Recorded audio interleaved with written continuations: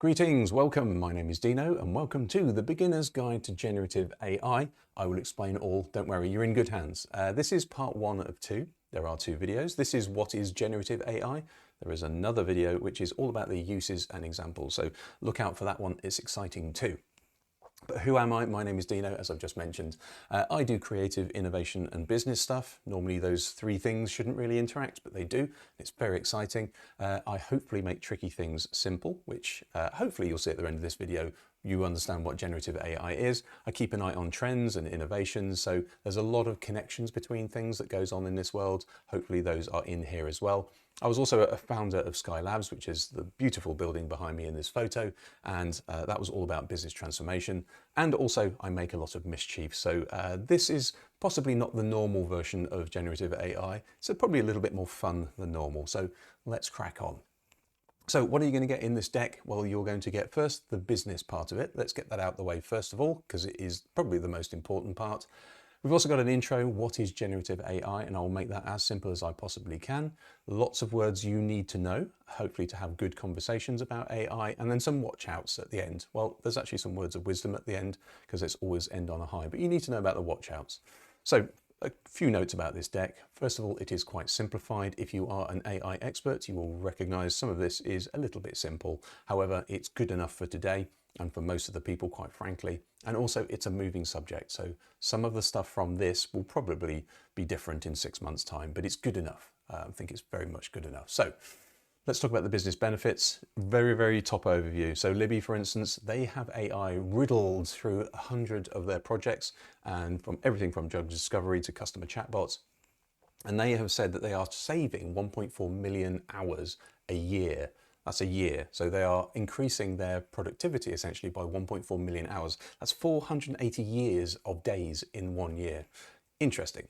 Walmart, lots of stores, for instance, are seeing, once they put AI into their consumer journey, especially on their digital part of it, they are seeing an uplift, 21% in their growth from their earnings call for 2024. That's not to be sniffed at. And then you've got other companies, I won't go through these, but Dynarod, they're seeing customer service calls actually being sorted out, and that's reducing those. You've got MasterCard, you've got Airbus, you've got Amazon. They are all seeing tangible benefits from installing AI within their processes and their frameworks. How is it working for something like pharma? Well, this is the way you read this is the more deeper colors, the more actual deployed it is, and the lighter gray is still an idea which is still trying to deploy it. As you can see, very much more mature on IT, research and literature, and it's probably less mature, should we say, on maybe marketing and sales co-piloting as well. There is a lot to be done there because, as you've seen, Walmart, Amazon are showing you there is a very simple way of doing that, or a very profitable way of doing that. So this is just the kind of the look of the lay of the land at the moment, what everybody else is doing. So point is, it's across everything, and it's also in various stages of being deployed right now.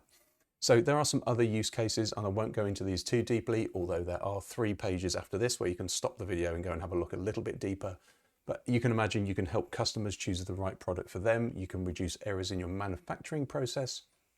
You can automate replies to your customer reviews, for instance. You can test out new business propositions. You can deploy new digital features on your websites. You can understand conversations and interactions, both internally and with your customers. You can create and translate copy. That's very important to translate new markets. You can interrogate data in a very much more simple and human way. You can attract and retain high-performing employees through your onboarding process and recruitment. You can train your sales agents to cross-sell, upsell. You can do demand and forecasting. You can do new content for your social media, for your advertising, whatever it might need to be. There are lots of use cases other than these. I'm not going to go through them all, but there are hundreds, and that's up to you to figure out why it's useful to you and how it's useful to the business. As I said, you can stop on each one of these pages. All it's really saying is each one of those, here's how you'd probably do it, and here's probably why you would do it as a business. So I'll just go through those very quickly, and you can pause to read the detail as it says at the top. There you go. So let's get into the meat of this. How do we actually work with generative AI? What is it? Here's a sensible view. Let's start off right at the top. It can improve the customer experience. It can basically improve your productivity for employees. You need to embrace it. It isn't going away. And by the way, you need to do that in a sensible and responsible way. If you hit all 4 of those, you're in a pretty good way. Let's just go into the deep part of it though. What even is it? So let's just go back, 1970s, pocket calculators, they were seen as artificially intelligent. Then we had computers. They were doing stuff that humans could not do. We were seeing algorithms probably 15 years ago. That was a big thing, algorithms. And then we had machine learning, and then we had neural networks. We have neural networks. And each one of those is really just computers doing stuff. That's what we now think of them, calculators, computers doing stuff. But we thought it was intelligent at the time. The more familiar we get with the technology, the less it's intelligent and the more it's just computers doing computer stuff. And I'm very certain a couple of years' time, we'll see the current neural networks and the current generative algorithms, large language models, as just computers doing computer stuff. That's certainly how I see it. And so just be aware, we're on a bit of a spectrum, a continuum. But when we talk about AI, there is a big thing called AI. So artificial intelligence is where an application of computer logic that imitates computer behavior. It imitates. Computers trying to be human. Then we have large language models nested within machine learning. Machine learning is actually really about predicting huge amounts of data. What does this mean? Humans can't ingest that amount. They can't see the thing that you would predict, yet the computer can. It seems really intelligent. And then, as I said, we've got generative AI nested within that. It seems to create, but all it's really doing is it's trying to generate output that mimics the input. Again, using computery stuff. But when you talk about AI, just be clear, AI is a big subject, machine learning is inside that, and generative AI is inside that as well. Why are we even talking about it? Well, it's really OpenAI, giving access to ChatGPT last year, really. We all got to play with it, essentially. It's been around for a long time, since the 1950s. We had generative adversarial networks. If you're a nerd like me, it's been a big trip for the last 10 years.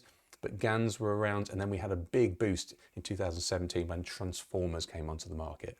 And that's what allowed ChatGPT to happen. And then we saw things like diffusion models, which I will explain, don't worry, that could generate images, and you got access to those as well. So it was really OpenAI that gave you and I, normal people, access to this, that all of a sudden started everybody wanting to use it and demanding that it should be available. And that was that.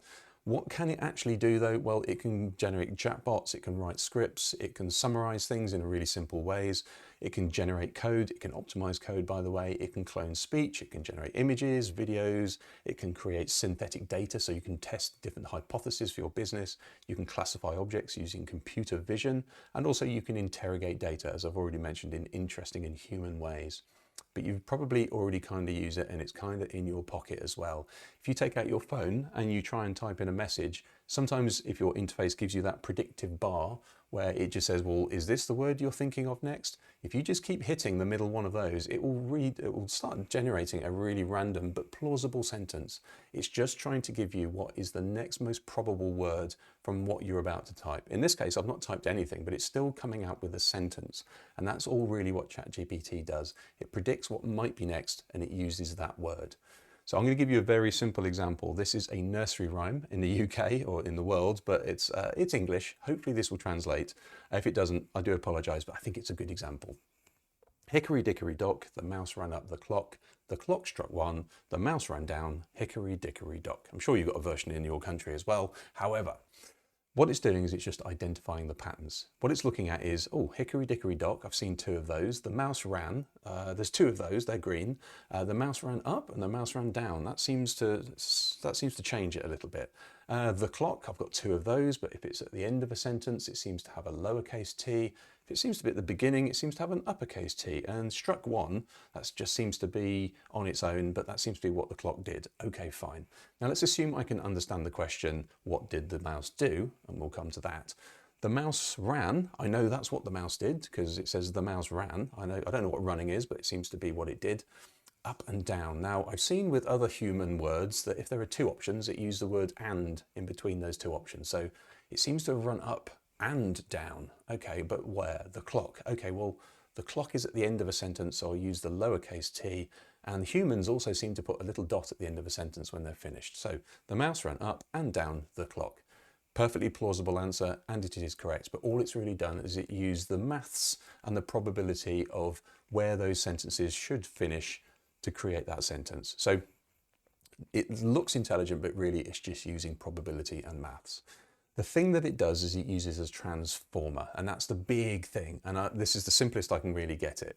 A transformer really has two parts. It has an encoder that understands the intent of what you want. What did the mouse do is what the encoder really is interesting. It's trying to figure out what do you really want to get out of it. And at the end of it, it will then go, where have I seen those words before? What did the mouse do? I've seen it 1,000 times before. And it goes, I think I've seen it before. I think I know how to answer that. And that's what the transformer does. It transforms from an encoder to a decoder.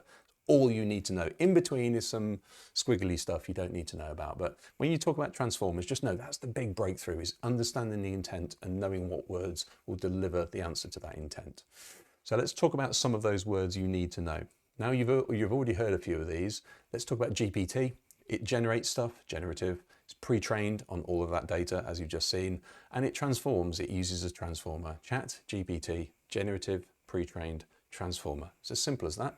Large language models. This is where you ingest, yes, you've got a nursery rhyme. Now imagine you had 1 million nursery rhymes and 1 million books and 1 million newspapers, and you read them all and you figured out how words work together, and you know that there's the word and, but also sometimes you put exclamation marks and commas. That is how language works. And in each language, different territories, maybe even code, maybe music, they're all languages. So you take internet archives, bespoke data, documents, files, everything. You stick it into this language model where you say, try and predict where things go. And it then spits out these models that can talk. Maybe they can do analysis, maybe they can generate news because they know what news sounds like. They can generate songs because they know what songs or lyrics sound like. That is what a large language model is. You control those using what we've seen, that input to the transformer, using a prompt. You have used a prompt if you've used ChatGPT, a basic prompt. Generate a fish running a marathon. It will generate a fish running a marathon. If you then had a better prompt, okay, generate a picture of a fish running a marathon, the front facing, high angle, crowded with runners, real photography, Fujifilm. I want it to look like 35mm stock with an ISO of 100. It will do all that for you, as long as the actual generator can take that sort of thing. Now that is called prompt engineering, and you can get good prompts and you can get not so good prompts. Good prompts will give you better results, and knowing how to prompt a certain model is really important. So that's what prompt engineering really is. So it's your job to get good at prompts and also find out how to make your language model, whichever you're using, know what actually to make it tick. And there are interesting ways of getting it to do things. Tokens, this is a bit nerdy, but it just explains how it actually trains itself. So here is a sentence in the little square. Tokens can be entire words of segments of things like long numbers, and here's a long number.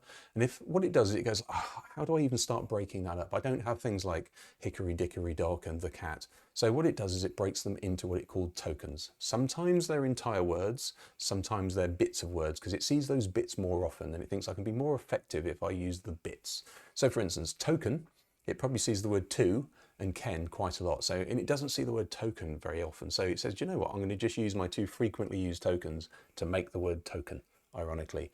But then it's really interesting if you look at that number. You'd have thought it would have a number for 1, for 0, for 2, for 9, for 3. It doesn't. It says, do you know what? I can be more efficient here. I see the word 10 a lot, the number 10. So I've got a token for 10. And interestingly, in the middle, 365. I see that a lot because people talk about 365 days in a year, 365, 7, whatever. Those words and those numbers are really prevalent in its language. So it says, I've got a token just for 365. And that's how it starts to chunk things up. So does the number 365 appear quite close to the number 24 and 7? It probably does, because we use 365, 24, 7 quite a lot. So that's how it chunks things up into tokens. Yes, there might be 266 characters and there might be 32 words, but there are actually 64 tokens that it uses to figure out what's going on. And it uses those in this big thing called an embedding. So imagine an apple. How does it know which words to put next to the word apple? So those tokens, where does it put them in this big space? And this big space, by the way, isn't like a database. It isn't up and down. It's a big multi-dimensional space where things that are similar concepts are connected to other things that are similar concepts. An apple is a fruit, so that's a very strong link. Apple is quite close to fruit. Pineapple is probably closer than it is to banana to an apple, because it has pineapple in it, therefore, but it's not as strong as maybe a green apple. Likewise, an apple could be red, it has colors, so that's one of the things it has. It has some connection to color, but a black apple, you don't really get that. You sometimes get it in the Apple logo, maybe. But likewise, juice, apple juice is a strong connection. Each one of those connections has a stronger or less strong to a concept. So an apple has a very strong concept to fruit and also to drink and also to colors, but maybe less strong to some other things. So when it's trying to figure out which words to use next, if you talk about an Apple phone, all of a sudden it will go down a completely different vector towards technology. But if you're talking about apple juice, it will go, right, I need to be quite close to the juices and the fruits area. And those numbers are called vectors. And the stronger vector is the more probability it'll use that word or series of tokens in the next part of the sentence. Simple as that. And that's called an embedding. It puts all that in a big embedding. That's essentially the AI database. The parameters that it can do, how many of those things it can actually take, is really what's called the parameters. How many tweaks can it make where all of those nodes are in the world? This is just generated, but you can imagine each one of those concepts, apple, color, fruit, technology, phone, keyboard, they're all concepts and nodes and are all connected to everything else. And it just chooses the most sensible way to get to the answer and connect all those together. That's what the parameters are. And it does that via a neural network. This is the big one, the neural network. We need to talk about those. You don't really need to know how they work, except where it is a bit like all of that string and all of those nodes. It just figures out how to get through it to light up the one that it needs to light up and get the answer. Your input layer might have things like, if I press 3, I want B to light up. And how does it get there? Well, it just kind of waits, and it just kind of gives you a different view through this multi hidden layers. You don't need to know how this works, but all you need to know is on the input layer, there are lots of dots and lots of nodes that are all in different concepts, and it just knows that right at the end, it lights up the letter B. And if you want the number 1 to light up C, there's probably a slightly different way it would traverse that network of nodes. But they all exist in the same space, and they all get different results depending on how they traverse this network. There are trillions of those dots and layers within the neural networks. You do not need to know how they work, but just know that as soon as you ask for something, it starts searching through that big network, that neural network, to try and find how it gets to the output layer with the right answer. Hopefully that makes sense. So the weights and biases, how it does that. So weights and biases, imagine each one of those nodes. You can say, right, I've just gone through, I want to talk, what is a cat, as this example? And you say, what is a cat? It'll go through the neural network and say, the cat is an animal, okay? That is as straight as I can get through this neural network. It has a temperature as essentially of 0. It isn't a very hot question. If you then say, well, just give it a little bit more temperature, and it is literally called temperature, give it a little bit more temperature. And when it says, what is a cat? It'll get to the first node and say, instead of going where I should have gone, I'll just use a bit of variance, randomness, and I'll just keep going. And the more temperature you put in, every node it hits, it goes a little bit more random, and eventually it comes up with a slightly more random number. So when you ask ChatGPT a different question, or a same question multiple times, it comes up with a different answer, very subtly each time. It's because each time it's changing the temperature, and therefore the weighting of each one of those nodes and the bias it gives is how it changes the output. And that's called weights, biases, and temperatures. So when it seems to be human and it seems to be giving you randomness, it's just changing the temperature of the neural network. Hopefully this is making sense. However, those big neural networks, that big training data, that embedding, is set. So when ChatGPT was trained, ChatGPT-3, it was set in September 2021, because as soon as you move one of those little bits of node in the neural network, it might affect something else very subtly. So as soon as you've got it working as well as you think you can get it working, it is done. That is your model. And then you go on to train ChatGPT-4, for instance. And then once that is set, you launch it, and then you go on to ChatGPT 4 point whatever. So those were set. What they know is what they know, which is why if you look for some data that is maybe in the last year, you go to ChatGPT-4 and you ask it who is the Prime Minister of the UK, which has changed recently, it will not know. However, in the latest versions of large language models, it can then go to plugins, which can go and have a kind of sip of the internet and go and find some data. So that's how they've made them a little bit more responsive and modern, is they allow it to go onto the internet. But just know that the training cutoff data is a thing with these large language models. They don't know the answer to everything. You have these things called plugins, certainly with ChatGPT, that other people can augment that large language model with more interesting data. Maybe it's flight data, maybe it's the real-time shopping data, or maybe whether you've got restaurant tables available. So you can then start using the large language models as a real-time booking agent, for instance, because it's going and using databases. So that's what the plugins are. And this is the latest version of really, maybe it's a different way of looking at large language model, which is retrieval augmented generation. And it kind of bakes that plugin leap into the large language model. So imagine there's this thing that says, write me a book title that sounds like a bestseller. Okay, fine. If you then go to your large language model, it will say, how about golf is great? Okay, well, that sounds good. not a problem. But if you go to augmented retrieval, it'll go out to the internet and see if there's any other data. So it'll go to a database about books. Maybe it's your database, maybe it's a public database. It'll say, well, Harry Potter is still doing pretty well. And then your AI says, great, I'll use that information to then tweak my answer. I go, how about the Harry Potter? You go, yeah, that sounds like a great idea. Okay, great. So it used local data, modern data, to then change its output. And that's what RAGs do. Generative adversarial networks, which are called GANs, I mentioned it right at the beginning. All they do is, this is how they train each other. So in this little scene from Superbad, they've generated a driving license and it's being checked. That's all it does. Seems to pass the check. That's all a GAN does. And that's how these networks are trained. It basically generates some training data, or it ingests some real data. It then generates some data and it says, based on what I've just generated, and it might be totally terrible data, but it seems to be as good as I can do. And I'll compare it to the original one and how close is it? And he's go, actually, it's really close. Carry on doing more like that. Or it might say, actually, now I've compared it to the input data, it was terrible. Don't ever do that again. And you go, okay, great, I'll try again. And it just keeps doing that. And basically what that's doing is it's generative adversarial networks. It's a generative network that is fighting itself to try and come up with better results. And that's how these GANs, these generative networks, train themselves. All of that data, you feed it all in and it tries to generate its own output, comparing it to its original data.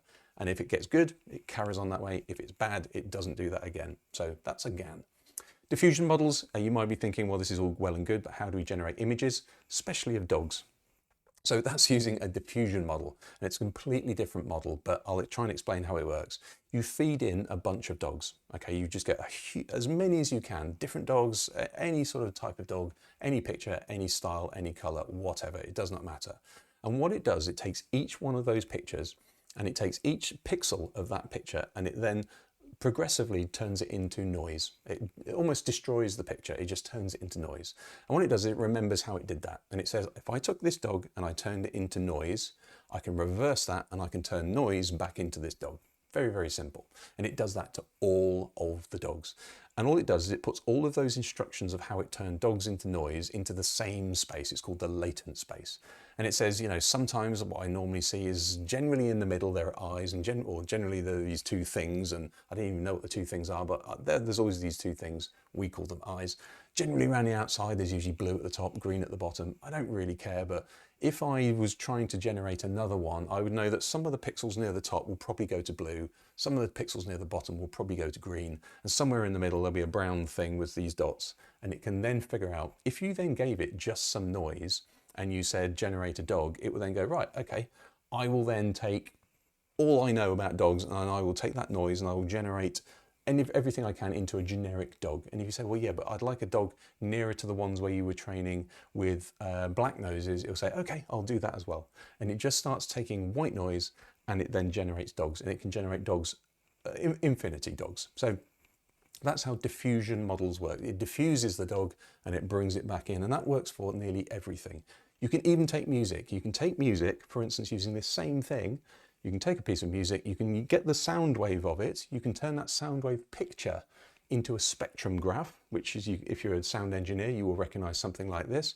You can then train it on all of those spectrums. It's just an image. And you then say, I like this jazz image. I've trained on a lot of jazz, but I've also trained on a lot of drum and bass. So you can say, could you just put a little bit of drum and bass into the jazz? You'll go, yep, this is how I will transform the drum and bass picture into a jazz picture, just a little bit. And then if you turn that image back into a spectrum and you play the spectrum, it sounds like drum and bass with jazz. So that's how diffusion models can also be used to do things like music. So it's really, really interesting, but it's very different from a large language model.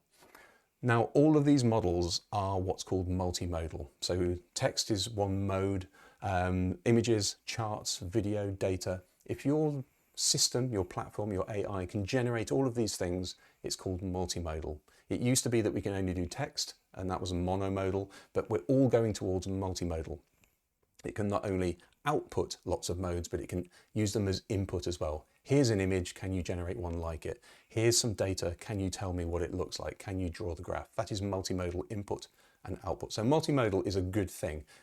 So here are the useful words. This is the cut out and keep sheet. If you have the PDF, print this out, stick it on your wall. Hopefully that's useful. But there you go. There are a lot more other words, but I think those are the most useful ones you should know to get you really if you read a report about AI, hopefully those will be in it. So the main watch-outs or reasons, this is quite interesting. For a business, okay, these large language models are trained on data. You probably don't know where that data's come from, especially if it's OpenAI, especially if it's somebody like maybe X, for instance, who have got their Grok model, which is trained on Twitter data. So you can't necessarily trust what's in those models, how it's been trained, whether there's any bias in that foundation model or that large language model. Personal data, there might be some personal data stuck in these systems somehow, and likewise, if you use any of your own personal data, your customer's personal data, and you put it into one of these systems, have they given you permission to do that? Very similar to normal data rules and GDPR. If you put any proprietary data into these, then you're just going to ChatGPT. I'm just going to try, I've got a presentation tomorrow. I'll just type in my current sales prediction. That's possibly going into a large language model training model, and you probably helped somebody else, because when they ask the same question, they'll be using your data that you trained it on as well. So don't put any proprietary data in there. And likewise, if there's any confidential concepts, images, that sort of thing, that's a big watch out. Fake content, you can actually get content that's actually not true because it doesn't really care what it is as long as it's plausible, especially text. There's the ethics of balancing essentially AI with humans. So if you, for instance, say we don't really need to speak to our customers anymore because we're just going to use AI generated reviews, that's an ethical problem as well. And how does that work with the workforce and society and all sorts of things? IP rights as well. Do you have the responsibility to use the content that you get from one of these things? How has it been trained? Do you have the right to essentially license or trademark something? And there's also security. If you plug one of these things into your back end, into your system, do you know really what it's injecting and what it's taking away, for instance? So kind of interesting as well. One guidance for me is really don't share anything with a public platform that you wouldn't feel comfortable writing on a billboard. I think that's pretty important. So treat the public ones, ChatGPT, the free one, for instance, with a lot of skepticism. It's not good at a bunch of actual things as well. Complex maths or abstract maths it cannot do particularly well because it's predictive.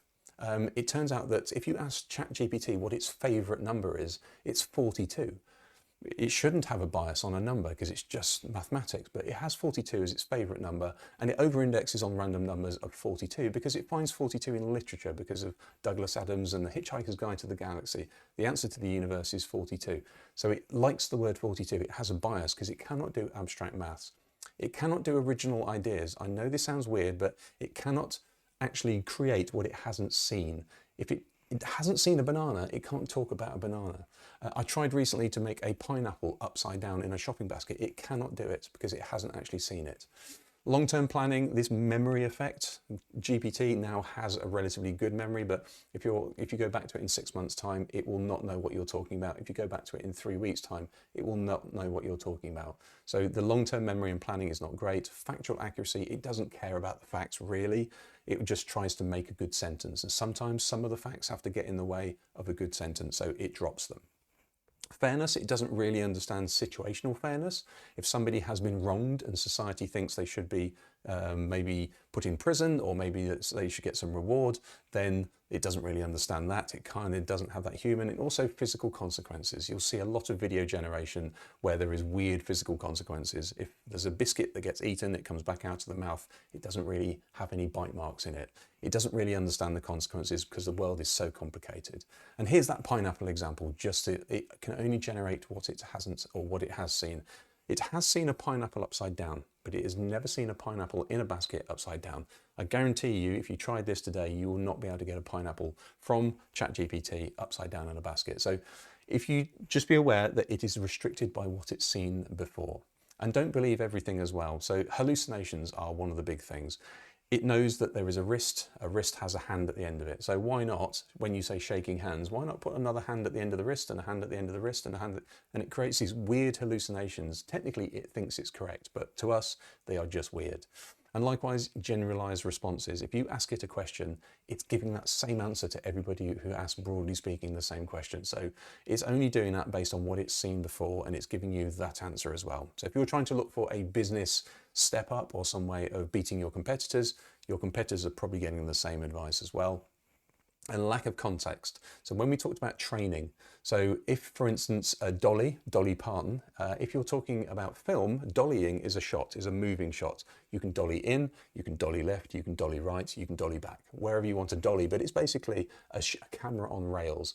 Now, if you asked, and this is a very, very popular large language model and image generator, if you asked it for a dolly in on a film shot, it would literally put Dolly Parton in the shot because it's got more reference to Dolly Parton than it has to movie shots. So we'll always think when you say dolly in, it will put Dolly Parton in. So lack of context can create strange results as well. And also tokenization can cause errors. We saw those tokens before. Somehow how you split it up can somehow be fundamental to how it answers a question. This is a classic. This still works as of today. Ask ChatGPT, how many R's are there in the word strawberry? It will say there are 3 R's, which is correct. How many R's in the word strawberry? It will say 2. Okay, and there's only a few. There's the word R is the only word I've added differently, but it now says there are 2. If you then said how many R's are there in this string, this array of things, it will say there are 3 again. So you go, why does it think there are 2 R's in strawberry? And it's absolutely convinced. It's basically strawberry. The word berry has this token when it's connected to strawberry. When you put straw and berry, it uses a different token and a very different part of its embedding. And if you then actually use the words, the letters strawberry, then you can see even the R's have got different places depending on whether it's the second R or the first R. So how it uses those numbers to come up with its answer can often change the answer, and they can be absolutely wrong, like literally wrong. So sometimes the tokenization at the moment causes the error. So you need to be aware of these. It's the same word, but it's processed very differently. And likewise, moderation can lead to very unpredictable results. This is Stable Diffusion 3, the very latest version of Stable Diffusion, an image diffusion model that a lot of people use. And they've tried to stop it, we suspect, from generating inappropriate images of women lying on grass. So if you then say woman lying on grass, this is what it does. It gets things horribly wrong. It just can't quite figure out how to get through that neural network, how to use those parts of its latent space diffusion models, because it's been told to alter them real time. And that's causing lots of weird things to happen. So moderation can sometimes lead to that. And likewise, there are some weird attacks that we don't understand. These are ways on the right-hand side of getting a large language model to do things that it has been explicitly told not to do. For instance, how to build a bomb. If you put the word bomb in ASCII text as an image, it'll go, yeah, I can do that. If you write the word bomb, it says, no, I can't do that. It's the word bomb. So you can get through these large language models in very interesting ways, and we're still discovering these backdoors, these hacks. So to summarize, are you using a public API or a public platform, or ChatGPT, the public version of it? And is it using your data for training? It probably is yes. If you're using it in a corporate way, you're using an enterprise version, the answer is maybe, but probably not. So if you're putting anything into a public AI, then you really need to be very, very careful, if at all. Just don't do it is probably my advice.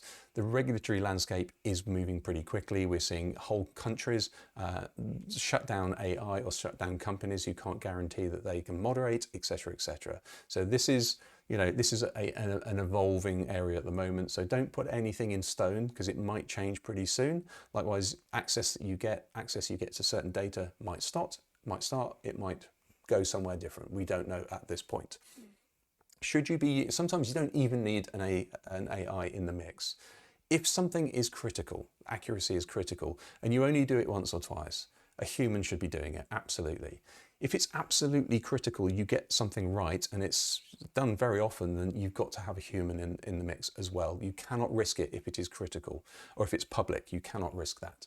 It's co-piloting, as we call it. If it's like accuracy doesn't matter, you just want to get general trends, you want to get a general idea of things, even if it happens once or it happens all the time, then AI is probably the way to go. If it's not that accurate and you've got a huge amount of frequency, an AI is probably going to be way faster than a human anyway. So think of it like this. If it's critical, get a human in the mix, absolutely all the time. So here are some sensible guidelines. Don't enter any confidential information. Get legal sign-off before using it in any sort of production, because you might not have the rights to do it. Always use human oversight, that co-piloting we've just talked about. Continuously improve and monitor. It is a changing market as well. What is true today and legal today might not be tomorrow. And have a Gen AI policy. You have a Gen AI policy. Make sure you're aware of it and you've read it, because it is interesting. So some final words of wisdom. We've nearly got there. It's just another business tool, like faxes, photocopiers, computers. It's just a tool, okay? Understand how it works, use it and master it. It's just computers doing computery things. It's a co-pilot. This should not be leading you, you should be leading it. There's pretty much nowhere it can't help. You've just got to figure out how it can help you. So be selected, be open to explore, identify and test the most valuable areas, especially the business ones. And this isn't going away. This isn't the metaverse, it isn't NFTs. They're still around, but they were just a big fad. AI has got to a point where it's actually proving its worth already. Focus on the benefits, try and ignore the hype. Go and have a look at the Gartner hype curve if you want to see what's on that hype curve. AI is right at the top of it. Try and ignore a lot of it and just concentrate on how it can work for you. And you're at the start of something really exciting. We are at the very, very beginning of AI, and you, by even watching this, are probably 99% along that curve more than anybody else. And seize the opportunity. This is your chance to actually make a difference with it. Use it sensibly, etc. This is Bobby Unser, racing driver, said it brilliantly. Success is where preparation and opportunity meet. You need to be prepared for it because you have the opportunities and only you know where they are. You made it, well done. Now go and use it sensibly, obviously be awesome. There is another video coming. Hopefully this was useful, hopefully it was informative, and I'll see you in the next video.